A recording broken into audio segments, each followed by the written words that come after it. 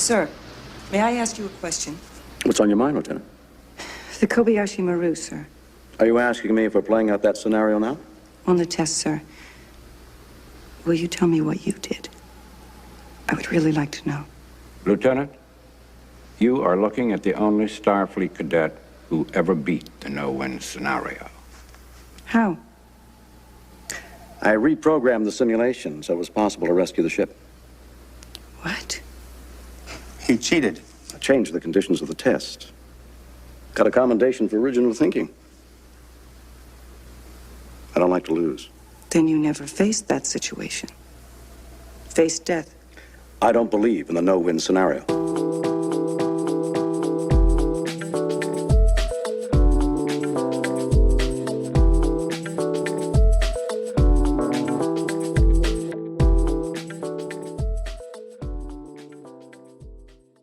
Hi, everybody, and welcome back to another episode of Lucky Paper Radio. My name is Andy. I'm here, as always, with my co-host, Anthony, Pickle Party host, Maddox. I'm so excited for the pickle party. It's going to be great. Everybody's going to bring pickles. Yeah, when this episode comes out, the pickle party will be just behind us. Post-pickle party. Just behind us, yeah. I'm curious to see how the things I'm making turn out. That's the fun of it. They might be bad, but then you'll iterate, or not, or give up. Well, I just want to acknowledge, I think it's a great idea. Like you, I think, have really taken to pickling, as we've mentioned many times on this podcast. And we should say that's kind of is it a synecdoche? We're using a part to represent the whole. Yeah, like all kinds of fermentation, which I think lacto-fermentation, like traditional pickles, is maybe the most accessible entry point to this. Pickling is a more fun word than fermentation. It's also true. Yeah, to call it a fermentation, quick, what's the word for party that begins with F? Fermentation...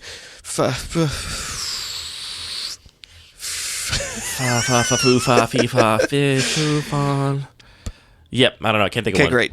I could pull up the source, but I'm not going to. Anyway, I think it's a great idea because you're clearly very into this, and I think having a party where you encourage people to make the thing you're into is a great way to share your hobby with people, and so just a great idea for a party. I'm excited about what I'm making, and if it turns out well, I might just do more of it. And, we'll do other theme parties in the future. I know people would be more excited about a cookie party or a dumpling party. I'd be pretty excited about a dumpling party. Yeah. Let's start deep. Yeah. I did make an enormous batch of the stuff I'm making. I've been there. I was like, I don't know. I just got a 6.5 gallon fermenter for my next project. So good or bad, there will be a lot of it. We can at least say that. Well, that's this week's Pickle Talk. Fermentation. Oh, quick. What's the word for a conversation that begins with F? Fermentation. Forum. It's always forum with you. That's all I got. That's enough for this week's Pickle Chat, and let's move on to the main topic of this episode. We're doing another draft-along episode. So for those of you that have not heard one of these in the past, basically what we've done is made some preset boosters that you can download from the show notes, and then you yourself can draft this exact same seed on Draftmancer. We'll include instructions in the show notes for how to do this. Caveat: I don't know how often they update the bot logic on Draftmancer, but it does presumably happen sometime, and so it's possible the bots will behave slightly differently by the time you're listening to and drafting this than when we did it, so even if you make the same picks, there's a possibility your packs might look a little different, but historically I've had pretty good luck doing this and having people see pretty similar packs, and so you can basically draft the same seed either before you listen to this episode, or during, or after, or however you choose, or not. You can just listen and we'll talk through the picks that we're going to make in these drafts. We each drafted the same seed, and we're going to talk about how we each navigated the same seat of a draft, which is, I think, the great opportunity to talk about, the details of card evaluation in a specific context. And the cube we're talking about is my own Sacred Geometry cube, which I have to say, Anthony, I'm just kind of obsessed with this cube right now. I have been not playing a lot of Magic because I've been trying sick. to get it played. Well, I've been not playing a lot of Magic because I've been sick, which sucked, but I missed a lot of back-to-back weeks of regular Tuesday Magic, and then the holidays and New Year's and stuff happened, and just like I kind of didn't play for a little while, and I was kind of like just feeling a little burnt out. Like, I guess burnt out's the wrong word because I wasn't doing it too much that I got burnt out, but like I hadn't drafted in a while, and I kind of was like, is this even gonna be fun? I don't know. The opposite of burnt out, cooled off. Yeah, sure, I cooled off, and I just had the best time playing this cube on Friday morning at Friday Morning Magic and was like, no, Magic is great. I'm obsessed with this game. It's so good. And this is my cube that is focused on like core set, clean, simple Magic. That is not to say that the games can't be complicated. There's not a lot of deep strategy. There definitely is a lot of deep strategy, but the individual game pieces are as elegant as I can muster given Magic's card pool. So I'm including all of Magic's most like straightforward, resonant, clear designs. Every card in the cube has functionally correct Oracle text. There's some cases where they've, changed pronouns or something that I haven't sort of accounted for, but, there's nothing that says deal damage to target creature or player when it actually can do damage to planeswalkers. That kind of stuff is all sort of resolved. And I gotta say, if you're listening to this show and, maybe interested in Cube but don't have a list and looking for one to copy, this is always when I tell people to copy of all my cubes. Don't copy 100 Ornithopters. That's crazy and stupid. Don't do that. If you want my recommendation for what to copy, I'd say copy this cube. This is a great sort of foundation, and then it's a really sort of clean base for you to then make changes based on your own preferences, which is what I want everyone to do anytime they copy any of my cubes. Is play it a couple times if you want, but immediately start saying, I don't like this card, I want to play this card instead, just making changes yourself. And this is a great sort of foundation to do that on. So yeah, it's a cube we haven't talked about a ton on the show, but it's definitely the one that I'm most excited to play this cube right now of all of the cubes in my roster. The other thing that I think is really important to mention is you're talking about prioritizing cleanliness and iconic cards. You are not prioritizing an even power level. So we will definitely see some things that are standing out. And it's well, yeah, that card seems crazy. That's something that would belong in a vintage cube, but it is iconic, it is clean, and honestly, in a lot of cases, less game warping than you might think. And you've definitely put a lot of work into making sure that that's the case. I'm sure we'll talk about that as we go through this draft, because there are quite a few examples of the peaks of power sort of jumping out. And I think this is so much more interesting to me than just doing a pack one, pick one, because it's really easy to just be yeah, that card's great, we'll take that, we'll have fun. But instead go through all that balancing, and are we going to take speculative picks, and what are we hoping to see wheel, and all the kind of stuff that actually happens during the draft. And I will not claim to be the best drafter, but I think it's still interesting to get somebody else's perspective on a full draft and how they approach that. If you won't, then I will claim to be the best drafter. Okay, great. Just so we have one of them on the podcast. So we have the best and the second best cube drafters here.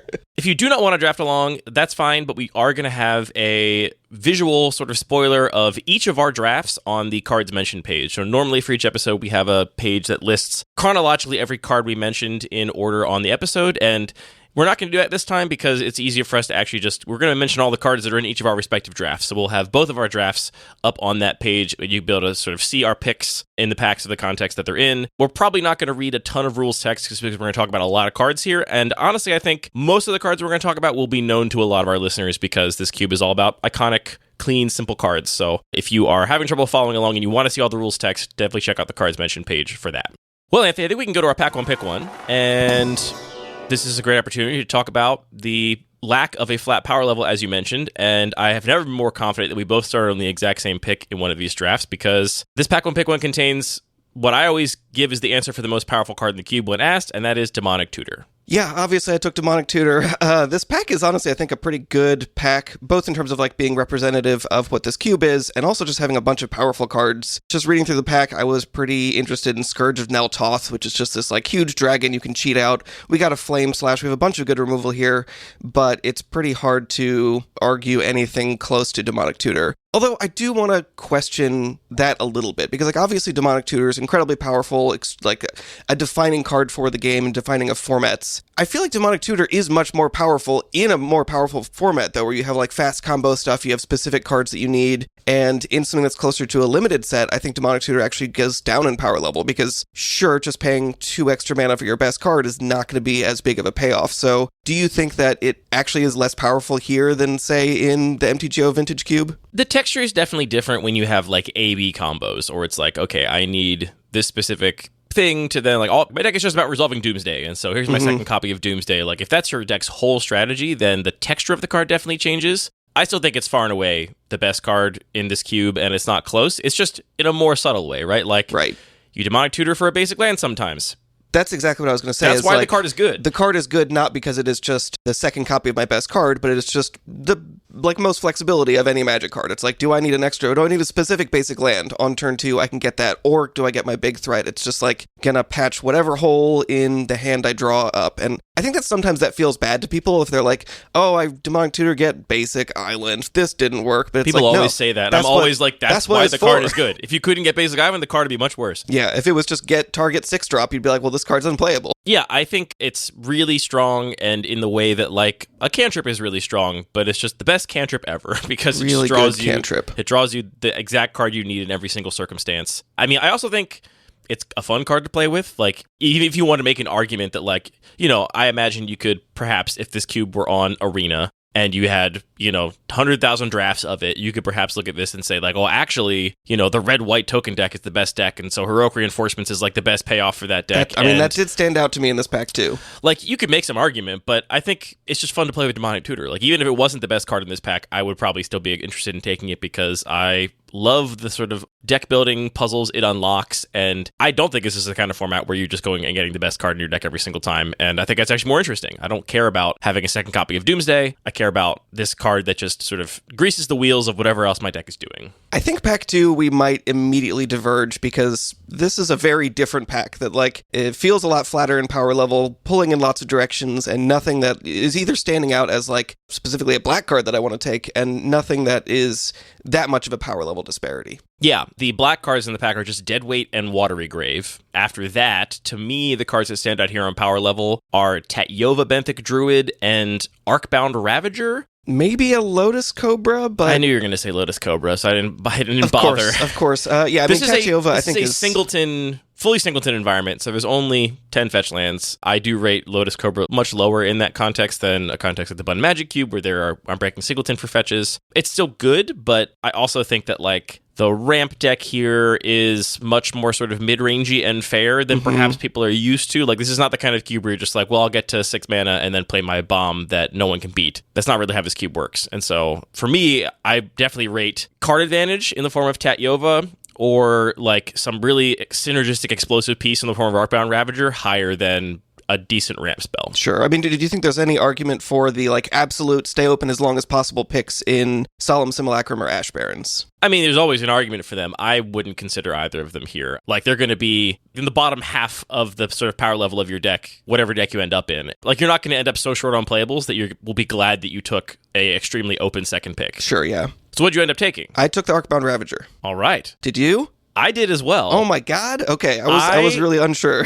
I was really on the fence between Tatyova and Arcbound Ravager, and I think the correct pick might be Tatyova, but here's the other thing is Arcbound Ravager is really fun when you have a lot of time to build around it, and we have almost every pick left. It is the time to take Arcbound Ravager for sure. To me, it's a really fun card, and it is also the kind of card that I think I get really excited about having Demonic Tutor in my deck for. Because it is as close to, like, a combo card as possible, really, in this cube. I mean, I guess you could think of, like, something like Drakehaven as another sort of payoff that you'd be really happy to have a second copy of, but Arcbound Ravager is singular in what it does. There's nothing that compares or comes even close, really, and so a deck that has an Arcbound Ravager sort of artifact, aggro strategy, or whatever can make better use of a Demonic Tutor than a deck with Tatyova, which is, the whole point of a Tatyova deck to me is, like, I don't really care how good my cards are. I'm just going to have more of them than you, and I'm going to bury you in card advantage and, like, make a big mid-range deck. And I'll obviously be thrilled to play Demonic Tutor in that deck, and I will say that going Demonic Tutor into Tatyova, I'm immediately thinking,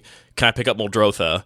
But I think Muldrotha is a very high pick, and I would not expect to see it late. And if anything, this is just me knowing the cube list really, really well, being the designer. It's like somebody else may very well have first pick Muldrotha and just be committing to this deck, even though I'm going to take these two cards that kind of lead me in a similar direction. So I think it's the fun pick, maybe not the correct pick, but I'm taking Ravager too. Great. So we're still in agreement. All right. No way we're going to agree on pack 3. No way we're going to agree on pack 3. Let's see. So stuff that stands out to me now, we got Fetid Pools. I know we're both interested in fixing, and Arid Mesa, Restoration Angel, and Metallic Mimic, I think are the cards that kind of stand out to me. Restoration Angel being just like the highest power level card here, and fixing being good. Anything else you'd call out? No, those are the things that jumped out at me as well. And you think we're not in agreement here. I want to commit to the bit really bad. And take the Metallic Mimic? I took the Metallic Mimic. So did I. Oh my god. Okay, great. So we are the best two drafters, or at least we're wrong in the same way.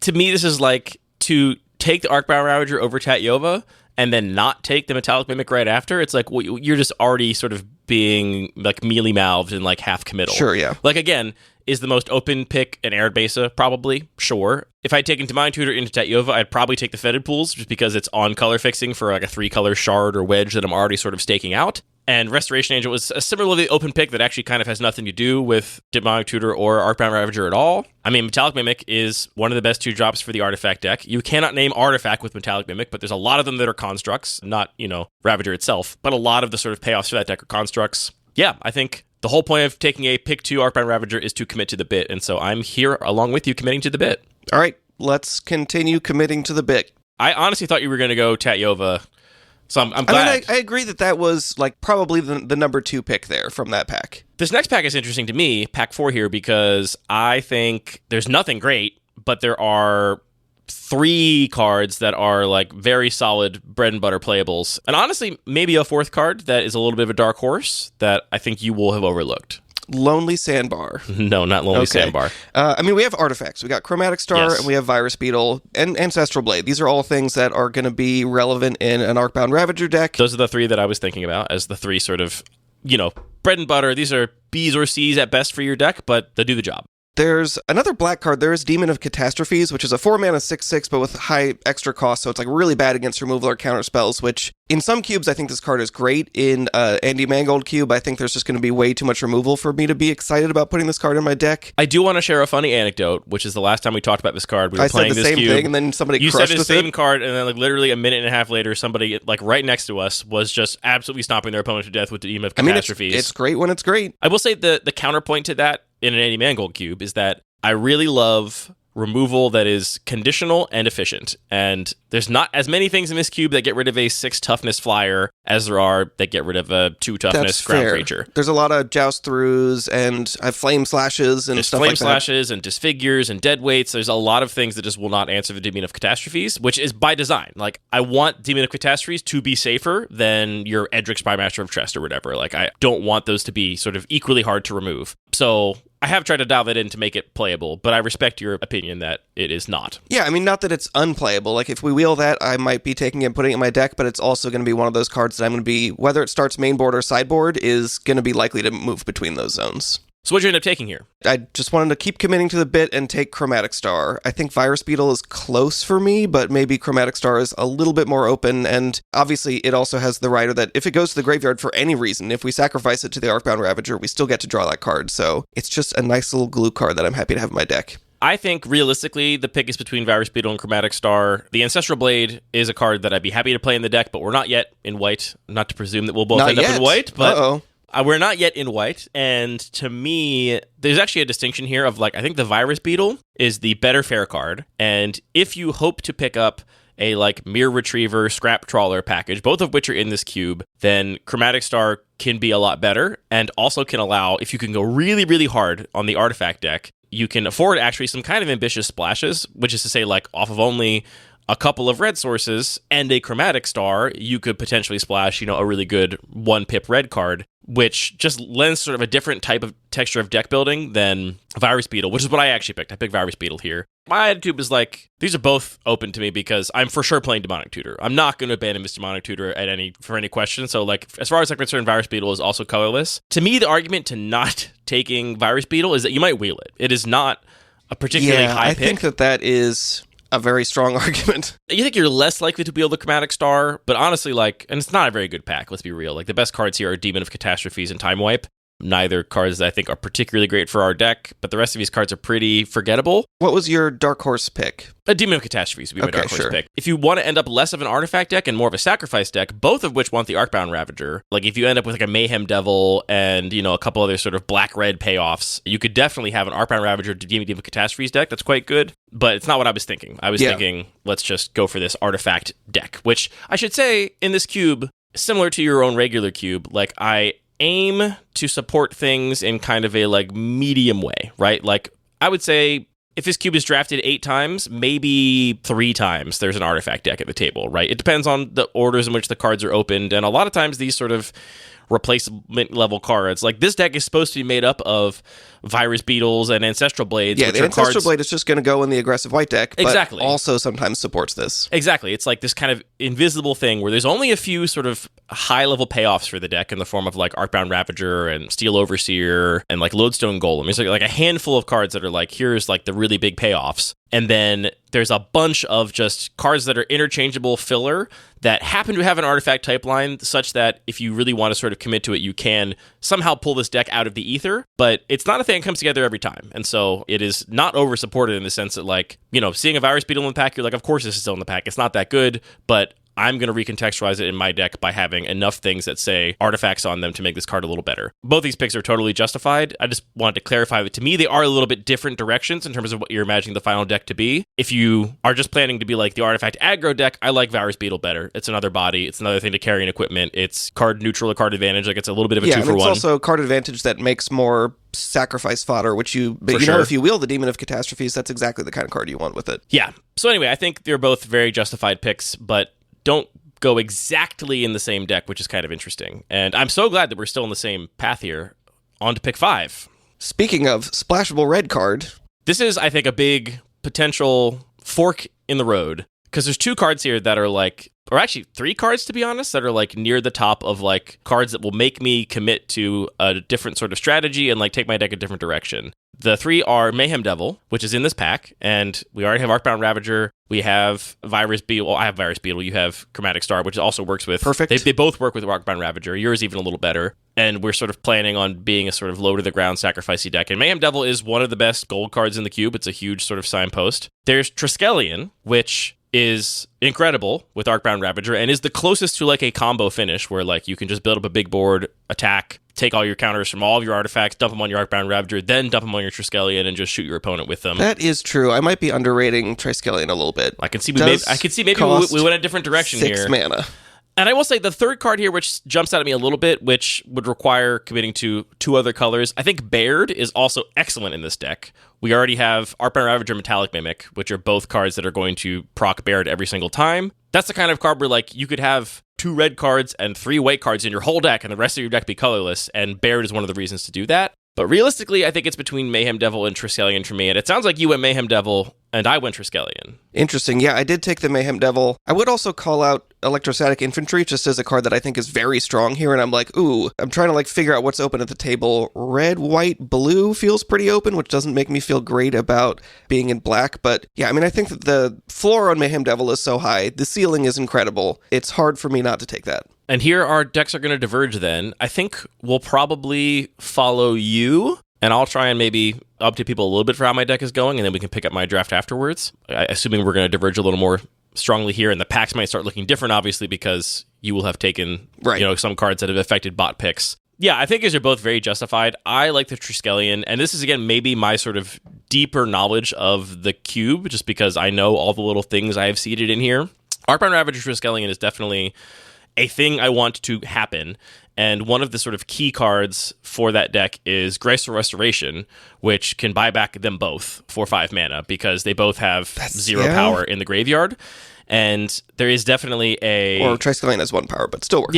Yeah. There is definitely a, some combination of Esper, usually, artifact deck that can flex between aggressive to mid-range to controlling, and also has this sort of combo finish with Arcbound Ravager and Triskelion. I say sort of, there's no like actual infinite combo. It is just... It might not be infinite, but it's likely 20. They're not even 20. It's like you've gotten your opponent down to 12, and then they're just going to die from 12 because you can just build up a big enough board to get them. I will say that you're really high on Electrostatic Infantry here, but you're not that high on Demon of Catastrophes, like a 2-drop that you have to like spend a bunch of turns to invest in if you're that worried about removal. I didn't say I was good at this.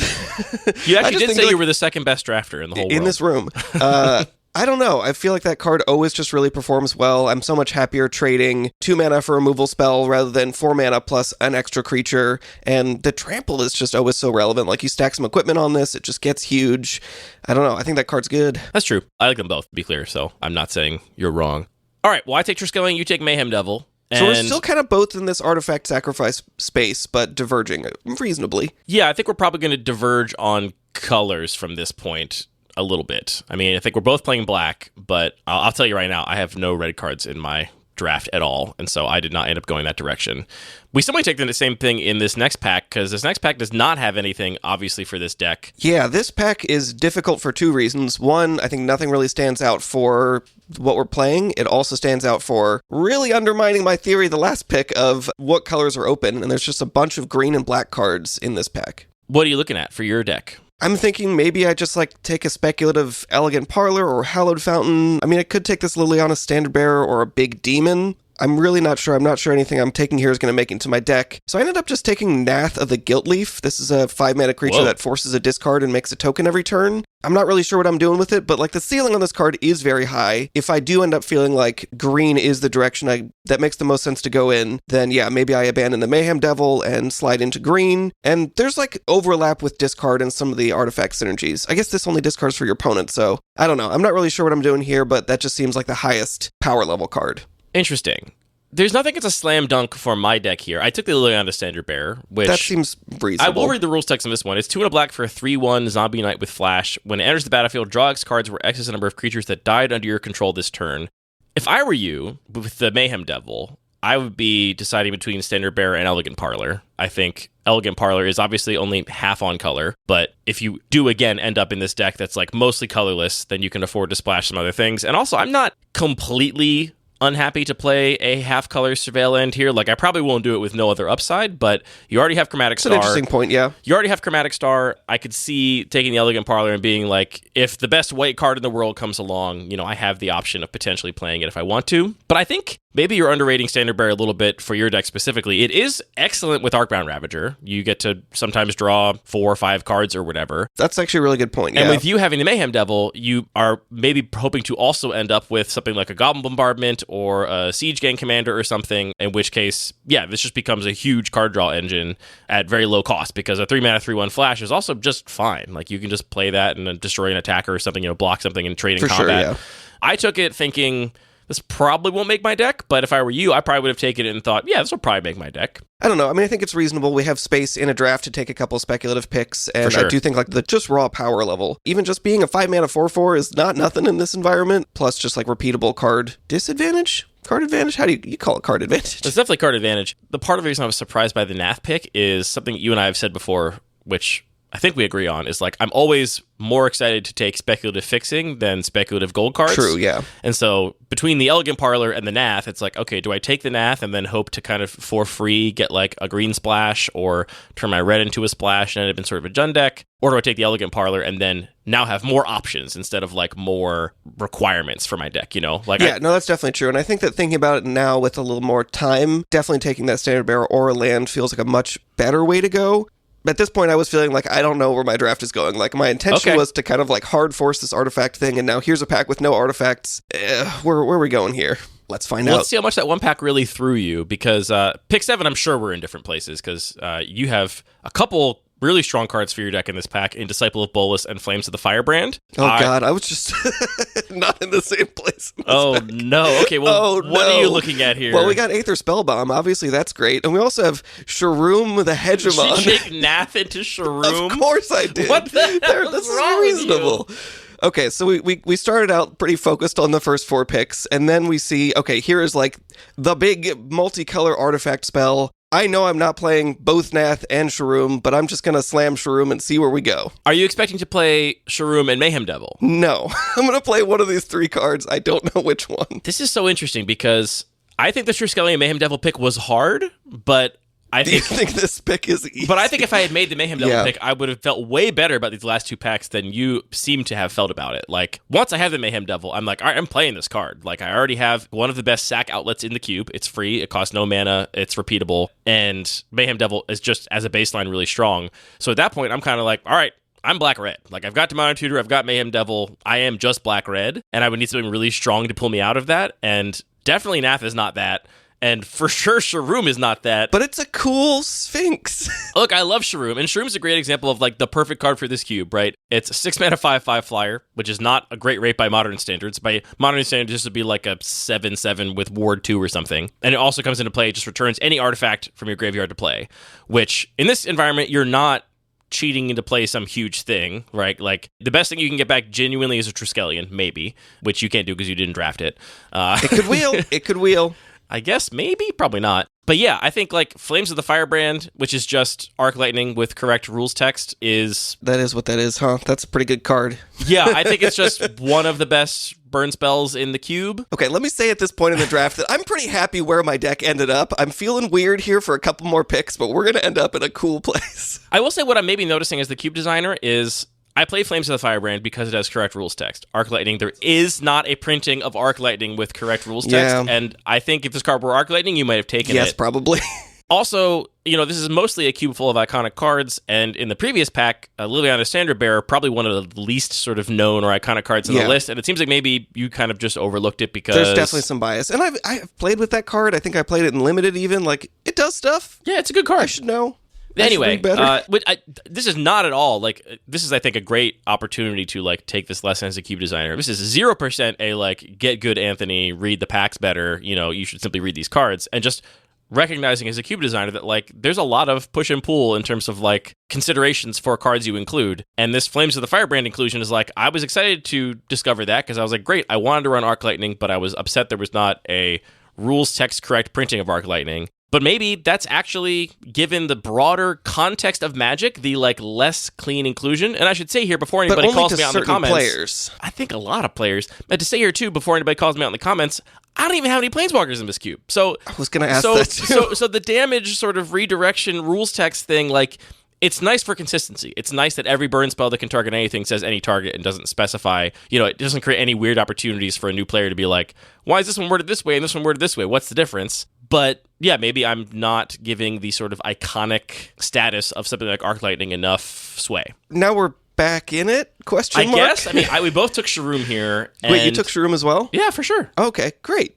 I mean, I'm only in black so far. Sure. So I have no other color commitments. So, Flames of the Firebrand is good, but it's not a reason for me to go into red. Disciple of Bolas is strong, and I considered it, but I already have Triskelion. I think it's the best thing to get back with Sharoom, and a big Arcbound Ravager turn with Triskelion, where you put all your counters in your Triskelion, shoot your opponent, use the last counter on Triskelion to kill itself. Oh, I'm sorry, you don't have to. You can just sacrifice it to the Ravager. Well, because you already sacrificed Ravager to Triskelion.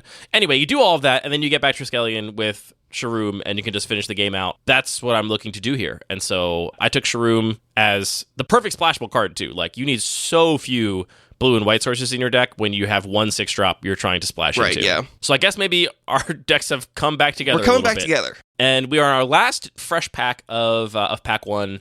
And I think there's a couple options here. What'd you take in pick 8? I agree. We got Night's Whisper, clean card advantage, Unearth, which I'm going to guess is what you took and is really appealing to me. Being able to buy back one of my critical, cheap creatures, we'll keep using Arcbound Ravagers to stand in, is extremely valuable. There's also Loxodon Warhammer. We know you love Lifelink. I just want to call it every card here. It's this pack is just pulling me into new directions. Canyon Slaw, and then a Cunning Lethomancer, which is symmetrical discard, pretty interesting with Nath. I just hit the panic button and took Canyon Slaw because I don't really know what I'm doing yet. Let's start taking fixing. I have no fixing. You were kind of all over the place. Yeah, I mean, I would probably have taken that if I were in your seat, but I also would have taken the other red and black cards in the previous 2 packs. For sure. I took Loxodon Warhammer here.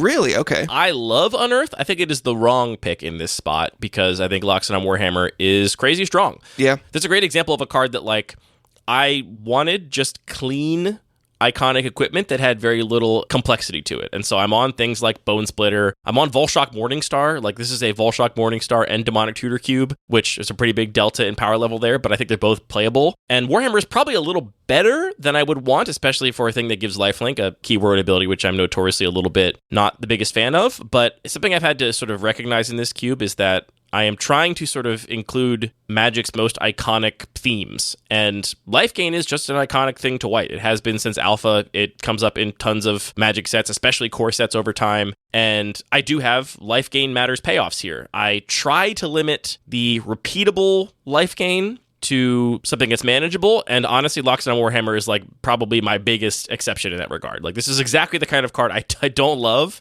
in cubes because I think it can completely negate a race. I can have a much better board and you just have a flyer with Loxodon Warhammer, and now I'm losing because I don't have a removal spell, and I hate that. But to me, it's a concession to the broader goals of the cube. Loxodon Warhammer is so cool with the Archangel of Thune. It's so cool with Exemplar of Light. It is iconic and clean, and so I'm willing to make those exceptions here. But the result is that I think it's really strong, and I'm for sure taking it in this spot. Interesting. Yeah, I mean, that makes sense. But like I said, in your spot, I would have taken Canyon Slough as well, because Sure. I want the fixing. All right, this next pick, and We're on our wheel. I just drafted this an hour ago, and already I'm like, this is an embarrassing pick. This was a clear mistake. Okay. I should definitely have taken Bone Splitter or Bone Shards because, equipment's going to be good with my cheap creatures. Having some more removal is good, but I was just so excited that big dragon wheel that I just took Scourge of Neltoth. I don't know if it's definitely a mistake. I mean, I think Bone Splitter is really strong. I'm kind of surprised it's still in the pack. Me too, I can't speak to the logic of the bots here, but given that every single one of the other 7 players could put it in their deck because it's colorless, I'm a little surprised to see it coming around this late. And that's what I picked because I am not committed to a more thematic thing other than just play as many artifacts as possible.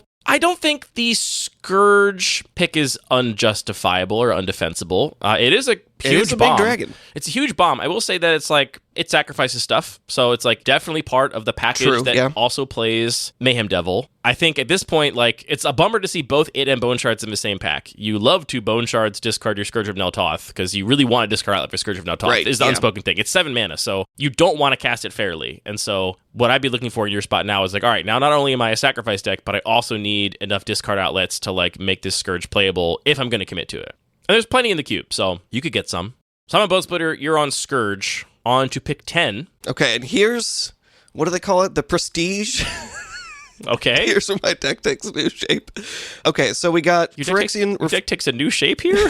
What are we you got taking? Phyrexian Revoker, we got Solemn Simulacrum. We're getting artifacts back. That feels great. We also have an Ash Barrens coming back, which I'm not sure exactly... I'm like expecting to splash one of these couple gold cards, but I'm not sure which, so Ash Barrens is definitely good. There's also Selfless Spirit, Meticulous Archive, Eternal Dragon in the pack, so I'm like, is white extremely open here? Just logging that. Just thinking about the packs we've seen in the past. Okay. I end up just taking Solemn Simulacrum. Again, It's like, this is an artifact. If I am playing some of these gold cards, it's clearly going to help me with that. I agree it's not a super high pick, but it's like pulling its weight in this particular deck. Like, passing Phyrexian Revoker is a bummer because it's just a cheaper, more powerful card, but taking Solemn Simulacrum and noticing those white cards. I don't think Revoker is more powerful, and I think Revoker is a sideboard card mostly in this environment. Okay. I mean, unless you have a big artifact theme and you're kind of short on playables. There's a very good chance that that's where I am, so... I was between Meticulous Archive, because I have Shroom, as do you, and the Solemn Simulacrum. I think it's just kind of a hard pick. I took the Meticulous Archive, and in hindsight, I'm really glad I did, because, spoiler alert, I ended up flush with playables, and actually really struggling to make cuts. Same, I promise. And so... I was really glad I took the land here over Simulacrum, which is a perfectly fine card. Like,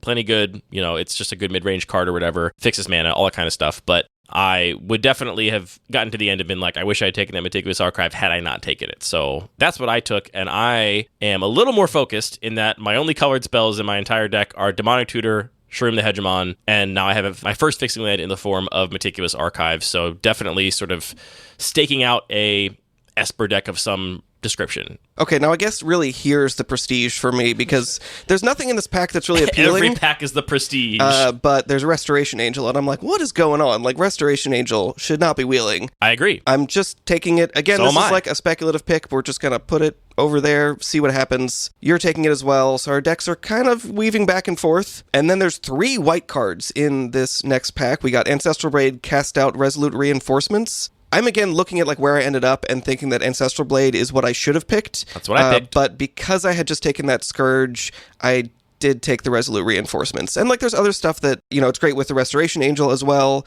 and like works with Metallic Mimic. So I don't think it's a terrible pick, but probably the Ancestral Blade would have been better.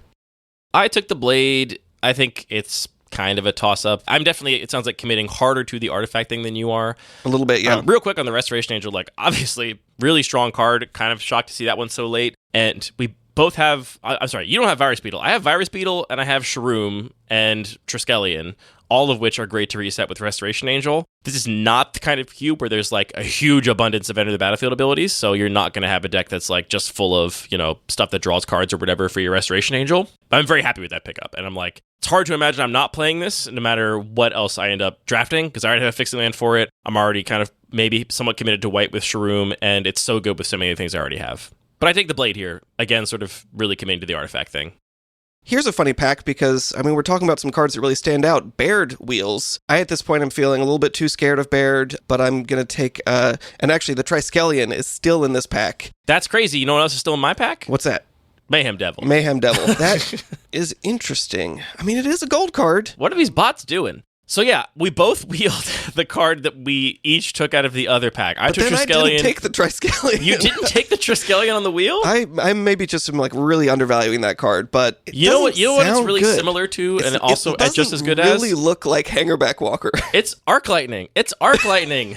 It is. Both it and Flames of the Firebrand are Arc Lightning. Arc Lightning that costs 6 mana and leaves you with a 1/1. I took the Seachrome Coast. I feel like I'm pretty... See, I didn't have a Seachrome Coast in my Interesting, pack. Okay. I have Mayhem Devil, Baird, and Geothermal Bog. And I took Mayhem Devil. I was like, well, I'm not playing this because I'm already committed to these other things. Our decks are converging yet again. But I took the Seachrome Coast because I'm like, okay, that's making mana for Shroom, and I'm feeling pretty confident that white is actually pretty open to the table, and I'm likely just switching lanes into white.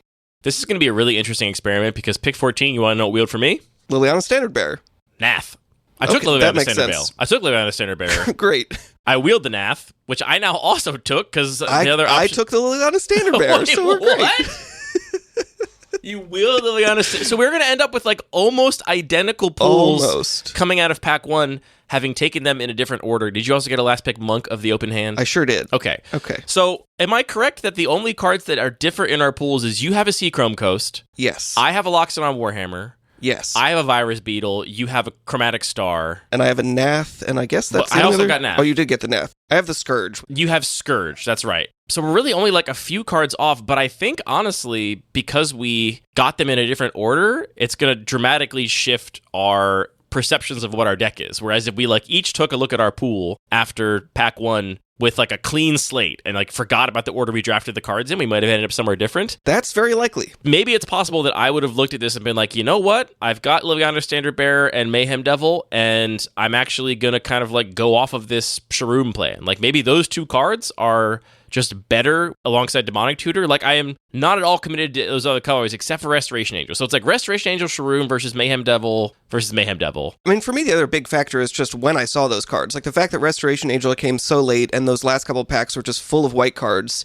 I'm now very much thinking, you know, I'm still playing Demonic Tutor. I'm trying to still focus on this artifact plan, but my next color is going to be white, and I'm going to try and splash the Shroom, and Mayhem Devil and Nath are off the table probably. That's crazy. Like they took it so highly and then aren't playing it. I'm not playing it because I got it late and was like, well, whatever. I am already committed to this like Esper thing. But looking at it, I probably shouldn't have been, because pretty clear sign that red-black is open, given that I wheeled it. I also wheeled the Geothermal Bog, though I knew that Canyon Slough passed, so it's like maybe I have no opportunity to pick up a good red-black fixing lane anymore. But I definitely leave pack 1 thinking I am sort of fully committed to this Esper artifact deck, and I can tell you from looking at how I had my sideboard set up during the draft that I had Liliana Standard Bearer in the sideboard, expecting to not play it after pack 1. Very interesting. Let's pick up the speed a little bit in pack 2, just because we are running a little long.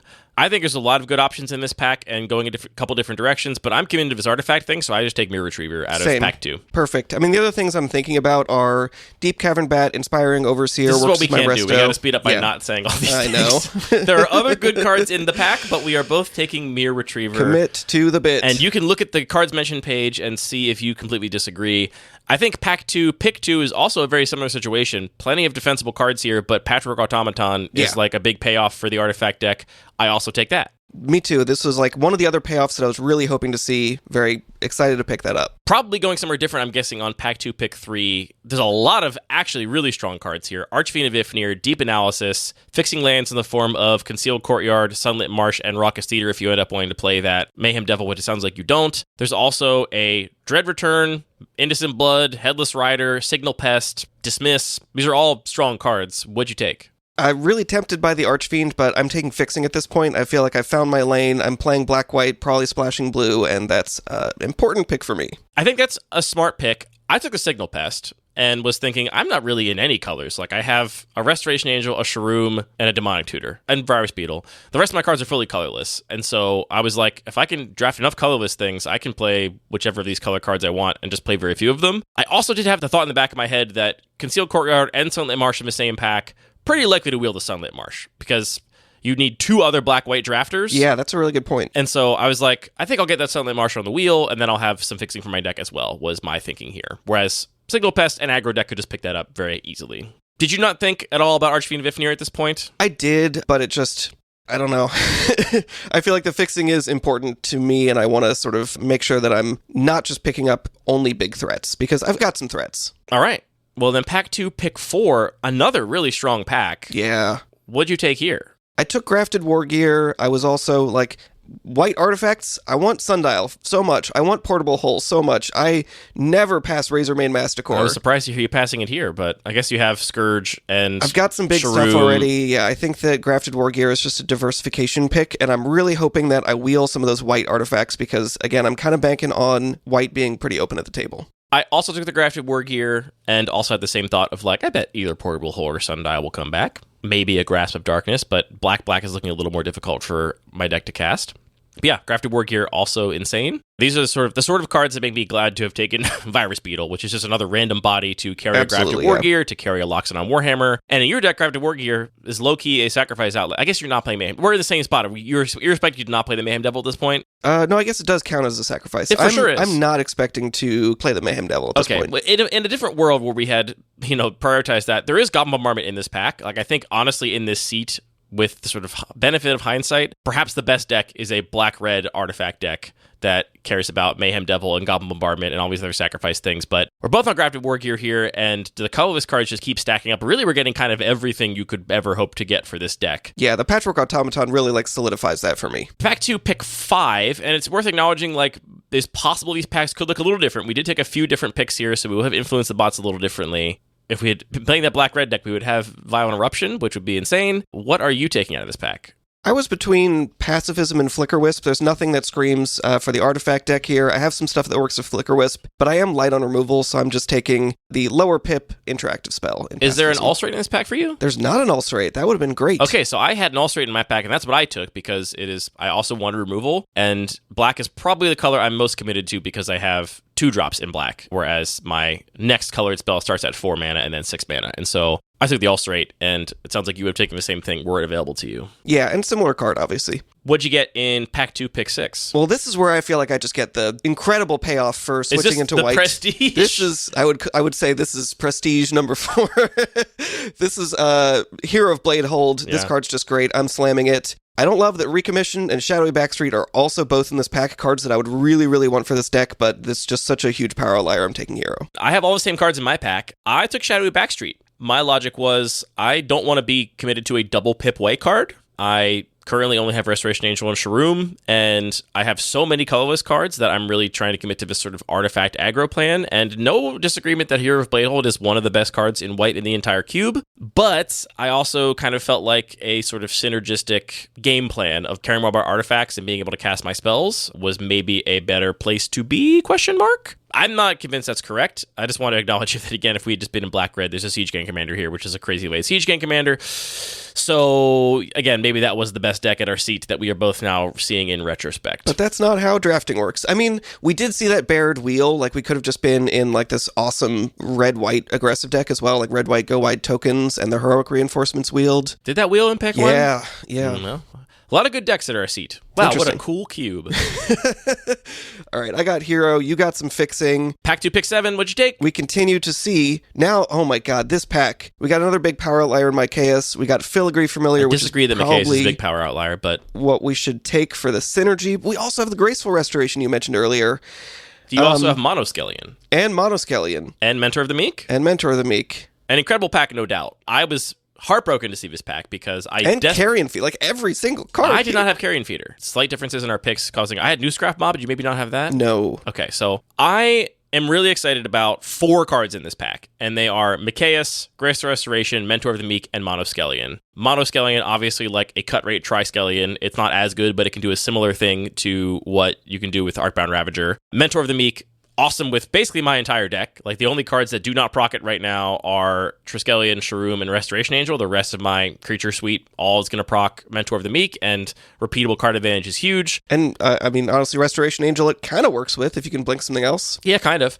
Mycaeus is, I don't think, a huge power outlier. I think it's fine, but it's so good in the deck that is playing Arcbound Ravager and wants to put a bunch of plus and plus one counters on his creatures and then dump them all somewhere else. Yeah. It's just a really good power outlier here. But the Graceful Restoration is exactly what I said I wanted for this deck. When I took the Triskelion and had the Arcbound Ravager, it hits so much of my pool, and I was not confident in wheeling it because there's only 9 cards left in this pack. It would have to be the last card in the pack, which I did not want to leave to chance, so I took Grace of Restoration here. I took the Micaeus, but yeah, this was just a really tough pick.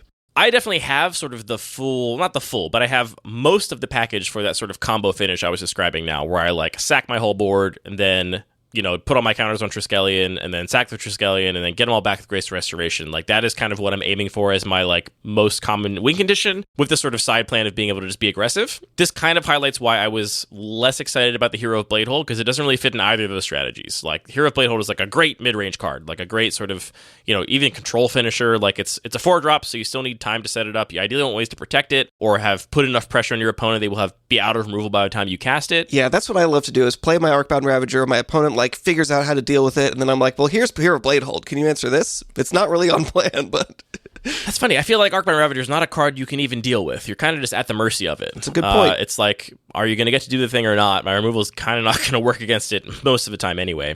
Yeah, really tough pack, a bit of a heartbreaker, but I am very excited to get Grace of Restoration, so I can't complain that I'm going to miss out on Micaeus, Monoskelion, and Mentor of the Meek. Last new pack in pack 2, I got to Vindicate. You get a Vindicate? Got to Vindicate. Perfect. Easy. Reward for finding a lane. Nice, clean removal. Done and done. On the wheel, there's still a lot of really good options in this pack. I took the Inspiring Overseer here. Same. Just edging out Seasoned Hallowblade and Deep Cavern Bat. All cards that I think are defensible, but also none cards that I'm like really excited about, because none of them have to do with my sort of synergistic strategy. I do have a little more blinky stuff, so I'm more likely to play it, but agree it's like kind of a medium What more pick. blinky stuff do you have? You cannot resto Inspiring Overseer, first of all. Interesting. Why not? Because it's an angel? It's an angel. Oh, no. Well, never mind that. And also, we both have Restoration Angel. I don't think you have any more blinky stuff than I do. I have Grace of Restoration, so if anything, I have a better package for Inspiring Overseer. Okay, then I just have blinky stuff on the brain. And then, pack 2, pick 10, nothing super exciting. I picked up a Cathar Commander for the sideboard. I got a Unburial Rites, which is definitely not Graceful Restoration, but similar. Yeah, I passed on the Unburial Rites here. I don't think it's similar, actually. I mean, it is ostensibly, but like I think it plays very different roles. Like, I don't want to cast Grace Restoration to get back one thing. That's not why I put it in my deck. Sure. I put it in my deck to get back 2 things. I do if it's like, you know, Hero of Bladehold or Shroom. Yeah, I passed on the Unburial Rites here. I had an opportunity to take it, but I was like, I think Cathar Commando out of the sideboard for, you know, my opponent that has a Double Vision or a Future Sight or a Drake Haven will be really important, and Unburial Rites didn't really sort of line up with what I was envisioning out of my deck. I did wheel the Sunlit Marsh in pack 2, pick 11, but had to pass on Headless Rider and Innocent Blood, both of which are fine. They're not great for my deck, but they're fine. But I wanted fixing at this point because I was pretty flush with playables. I also wheeled a Portable Hole and a Sundial on pick 12. Did you have both those options available to you? And the Razormane Masticore. Every card I called out in that pack. Okay, I did not have Razormane Masticore in my pack, but I did still have Goblin Bombardment, which is insane. Wow. Red-Black for sure really open in my sort of variation of this seat. I'm very happy to get Portable Hole here, though. That's what I took, too. It was actually hard. I have had my rocked by Sundial in this cube. I have had my face rearranged by Sundial in this cube because I, again, care so much about that toughest base removal, and 2 mana, 3 toughness is just a spot where some decks really struggle to deal with it profitably in combat, or, you know, have an efficient removal spell to deal with it. I've definitely had games where I've like been playing against an aggro opponent and just been like, I guess I'm going to take 9 from Sundial before I can like deal with it, and then that's the difference in like whether they can, you know, close out the game eventually. But light on interaction at this point. I have Ulcerate, Vindicate, and nothing else. I guess Triskelion is also removal. So I have Ulcerate, Vindicate, Triskelion. You have Pacifism, Vindicate, and Portable nothing else. Now. And now, yeah, we both pick up Portable Hole because I think we were both kind of feeling light on removal. Pick 13, Impact 2, 3 perfectly fine white cards. I just take Dauntless Bodyguard here. I got a Gideon's Lawkeeper, but yeah, pretty interchangeable. Yeah, I'm also not going to be playing any of those, I don't think. I was very excited the Recommission wheeled as well. I was also very excited about that. Very into Recommission here. Love it for my deck for sure. And so we both picked that up. Was your last pick Mentor of the Meek? No, it was a Rakdos Headliner. See, mine was, which I thought was crazy, and I felt very fortunate about because I'm almost certainly going to be playing that card for all the reasons mentioned. It was a heartbreaker in the sort of previous version of this pack. So, yeah, very excited about to get that last pick Mentor. On to pack 3, our decks are looking pretty similar. Were you building as you went? Can you see in the Draftmancer overview what you had sideboarded versus main decked at this point? I was not building as I went, but I was definitely very confident in, like, honestly, I have white cards, I have a Demonic Tutor, an Unburial Rites, and then the only 3 that are kind of, like, not really on plan or not on color are the Mayhem Devil, the Nath, and I guess the Scourge, that streak in pack 1 of like weird speculative picks, but I'm really happy having found myself into white. Like, again, I feel like white is super open at this table, and I'm delighted to get another little treat here in Archangel of Thune, pack 3, pick 1. Oh, see, I took Flooded Strand. Of course you did. That's the right pick. Yeah. I mean, Archangel is sick in this deck, and a little spoiler, I wheeled it. And then... Yeah, I mean, maybe if I had been a little bit more confident in my evaluation of what was open at the table, but... I wheeled it, and then it was not... Like, I told you in the chat, I was, like, tanking hard on pack 3, pick 9. That was... We'll get there, but Archangel of Thune was one of the things I was deciding between. It was still not a windmill slam for me, even at that point in the draft, but I want the fixing here for sure. I've got so many playables. I even have a fetchable black-white duel, and that would fetch an island for Shroom, so that, like, would have been probably the better pick. Yeah, but... I mean, I have the Meticulous Archive and the Shadowy Backstreet and the Sunlit Marsh, so Flooded Strand is great for me, for sure, taking that here. Are we, again, just going to get the same cards in a different order? That would be upsetting, as the Cube designer.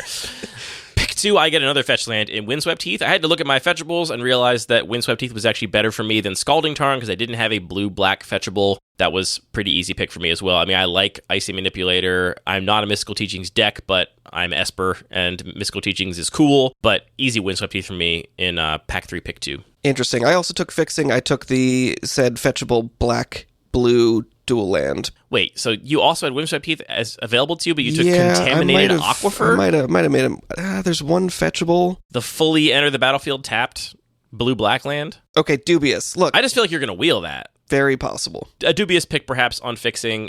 Interesting where you went on pack 3, pick 3. Yeah, I think the interesting thing, obviously, here is Lodestone Golem. I'm a little bit less committed with some of my, like, Archangel of Thune and Hero of Bladehold picks. And there's also a Skin Render, Day of Judgment, Elspeth Smite. I ended up taking the Skin Render. That's what I took, too. And I took it thinking, I will wheel this Lodestone Golem. I have Me too. everything for this deck. I have all of the sort of Artifact Matters payoffs. Nobody else has come up with Lodestone Golem, but Skin Render will be highly sought after. I think I'm leaning a little heavier black than you because I have the Ulcerate and the Virus Beetle at low on my curve in black, and so I'm expecting to be primarily black, so I'm not as scared of a double pip black spell as I mentioned being a little bit hesitant of the double pipped Hero of Bladehold. And between those two, I also much prefer Skin Render for this deck. Like if those two were in the same pack and I had, equal fixing of both, I probably would still take Skin Render over Hero of Bladehold because I still feel light on interaction, and this is the kind of card that I also have a Restoration Angel. Like I feel good about Skin Render here. So same pick, and we maybe both hope to wheel Lodestone Golem. Me even more so, though. I'm even more committed to the artifact deck than you are, and I was like, this will be fine. I will wheel it. And pack 3, pick 4, a little bit of a heartbreaker. Kind of nothing here. In the opposite direction. I was thinking, do I just hate Mana Gorger Hydra or take a sideboard negate? Which is what I did. I took a negate, probably not going to play it. You've played too much Turbo Cube to even have a half a thought about hate picking Mana Gorger Hydra.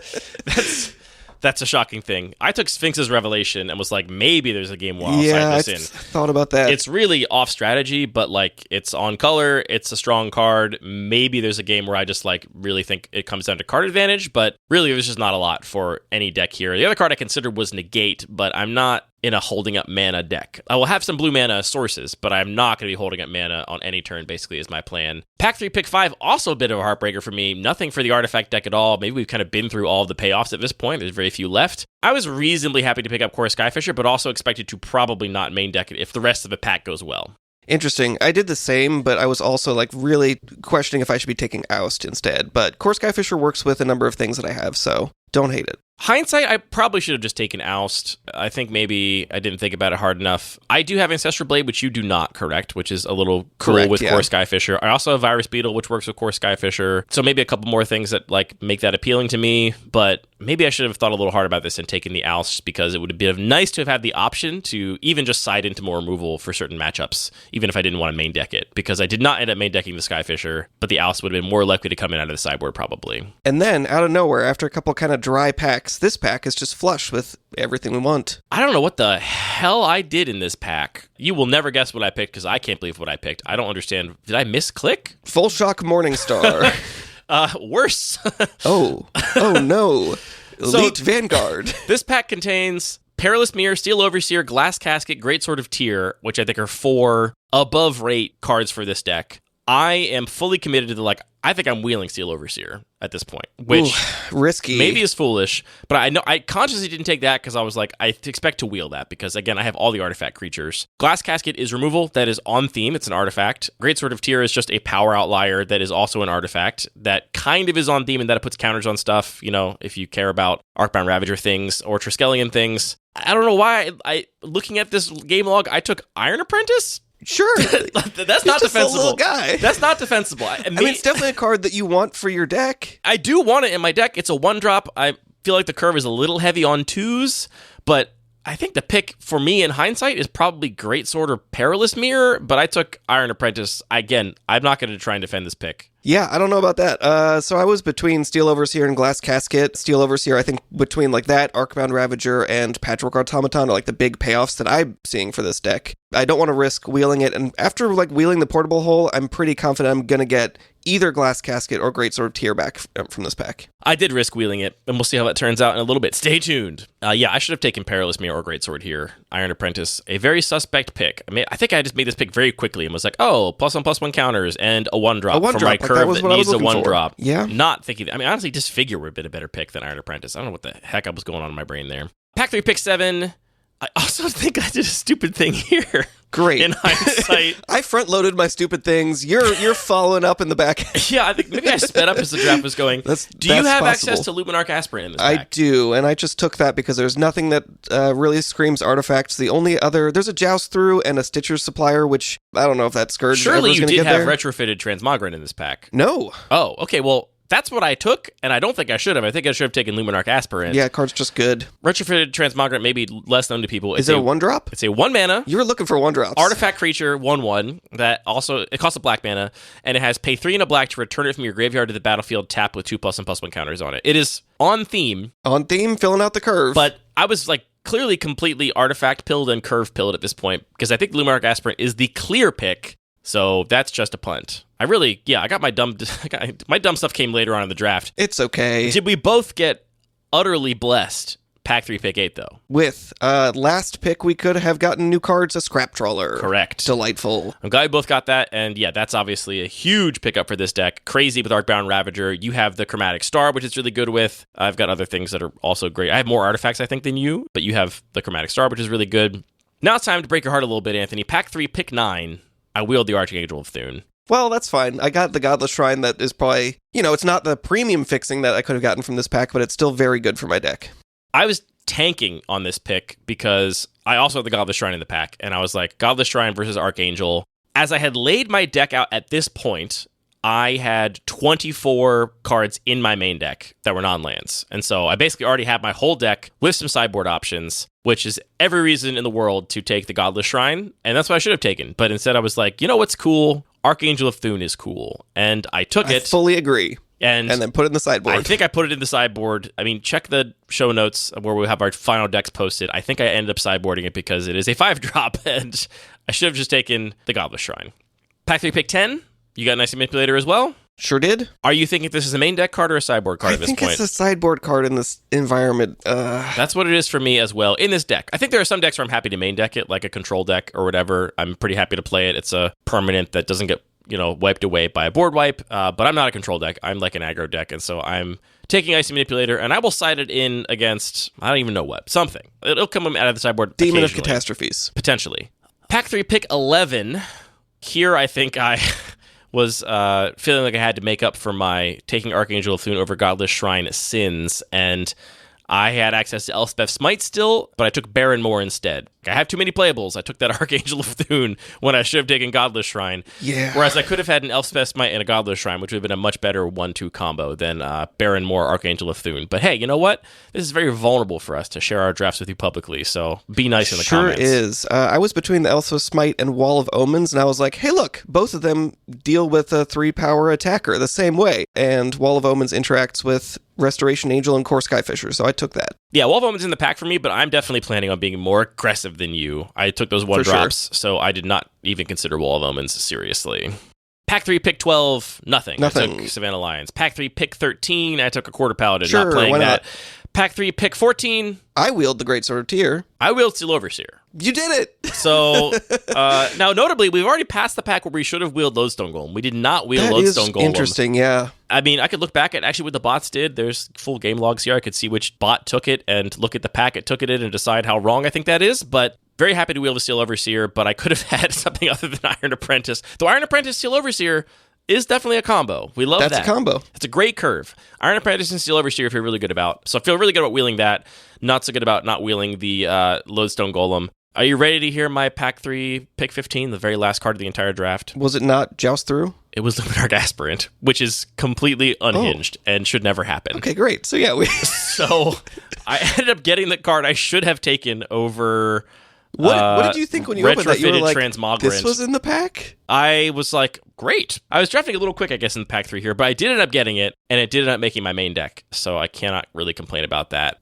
How do you feel about where you ended up? I feel pretty good. I mean, I'm definitely like, early on was trying to just force the artifact thing, and I don't think I necessarily have quite the density of just like incidental artifacts that I would want, but like I have the payoffs and I think I have enough that's going to make it work, especially, stuff like Portable Hole and Chromatic Star I feel like are things that are solid here. And then like more bigger stuff, I'm hoping to maybe like clog up the board a little bit and then slam like Hero Blade Hold or a big flyer with Archangel or Shroom. Yeah, I mean, there's honestly, despite some, like, weird picks early on, there's only a couple cards that are, like, totally off plan and off color, and some more stuff in the sideboard that I could bring in. Yeah, so I feel pretty good about my deck, and you can, again, see the full deck list on the Cards Mentioned page. Yeah, we'll show the deck list on the Cards Mentioned page, and I'm actually curious, I want to hear in the comments whose deck you think is better, because I'm not sure. I think we ended up in a very similar place, but definitely with some pronounced differences. I'm sideboarding cards that I was very excited to pick up in the draft because I think my pool is quite strong. Yeah, my biggest one is Skin Render that I ended up putting in the sideboard just because I ended up playing very few black pips. I mean, I have the Vindicate, the Demonic Tutor, Unburial Rites, and Shroom in the main deck, but that's it. So putting the double black spell ended up feeling a little bit difficult. My mana base is also kind of funny. I have a bunch of duels. Almost all of them have white, so I'm just playing a couple extra basics, and that'll be fine to support my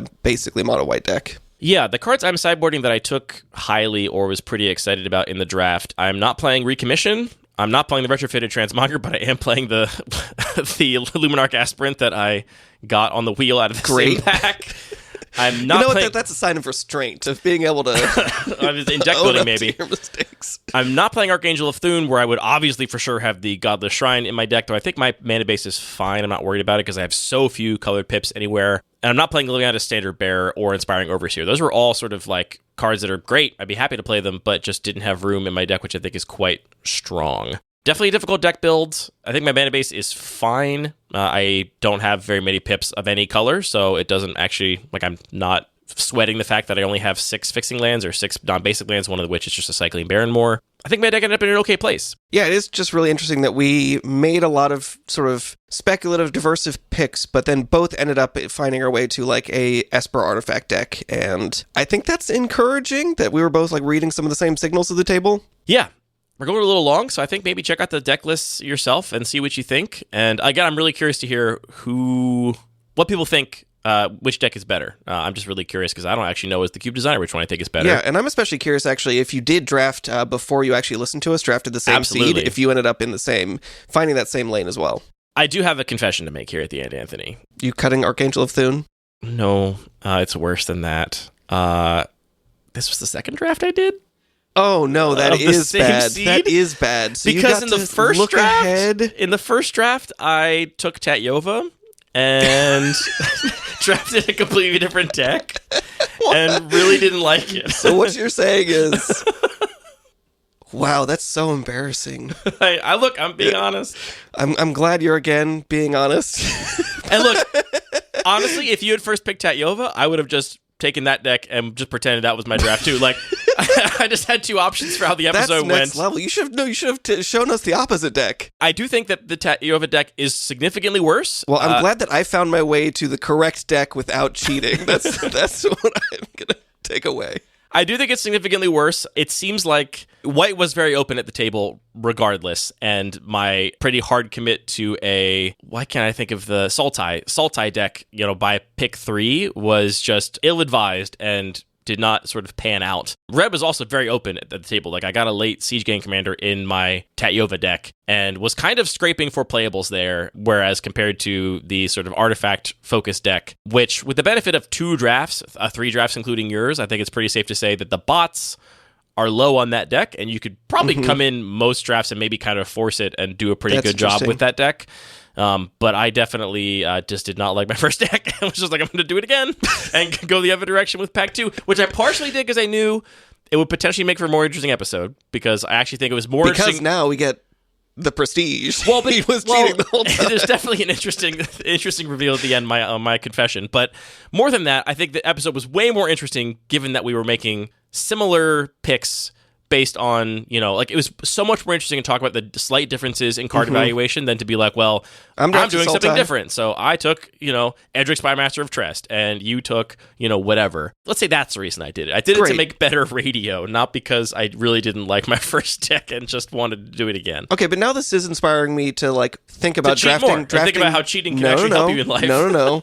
But just drafting the same seat a couple different times and seeing how it goes, because I think that a red-white deck, if we took that Baird and the Heroic Reinforcements, probably would have been the best deck in this seat. See, I will say I did not. It's not like I got to the end and was like, oh, I could have had such a sick artifact deck. I'm going to go back and draft that now. It was truly that I got to the end and was like, I don't like this deck. And you brainwiped yourself. You got your neuralizer. Well, I mean, I do think that the picks are going to change the bot, selections pretty dramatically. If I was looking at how the draft went and wanted to retroactively draft what I thought was the best deck, I still kind of think a red-black sacrificey artifact deck is probably the best one for this seat. And maybe, there's some homework for you, everybody. Go draft this seat and see, with the benefit of all this conversation, all this hindsight, what do we actually think the best deck you can come up with from this seat is?